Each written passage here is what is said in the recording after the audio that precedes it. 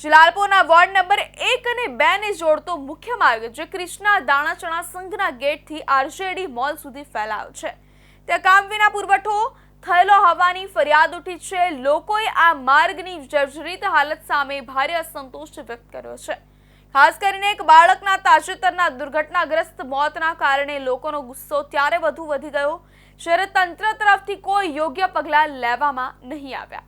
સ્થાનિકોએ તાત્કાલિક યોગ્ય રીતે કામગીરી કરી રસ્તાનું પુનઃનિર્માણ કરવાની માંગ કરી છે। કૃષ્ણા દાણાચણા સંઘના ગેટ નજીકથી લઈને પૂર્વ દિશામાં આવેલી આરજેડી મોલ સુધીનો માર્ગ જે વોર્ડ નંબર 1 અને વોર્ડ નંબર 2 નો મુખ્ય માર્ગ છે, ત્યાં કામ વગર ડામર નાખ્યા પૂરતું પુરવઠો પણ કરવામાં આવ્યો નથી। લોકોના કહેવા મુજબ સ્થાનિકોએ આ રસ્તાની હાલત અંગે ભારે ગુસ્સો વ્યક્ત કર્યો છે, કારણ કે માત્ર 1 મહિના પહેલા જ આ વિસ્તારમાં એક બાળકનું દુઃખદ અવસાન થયું હતું।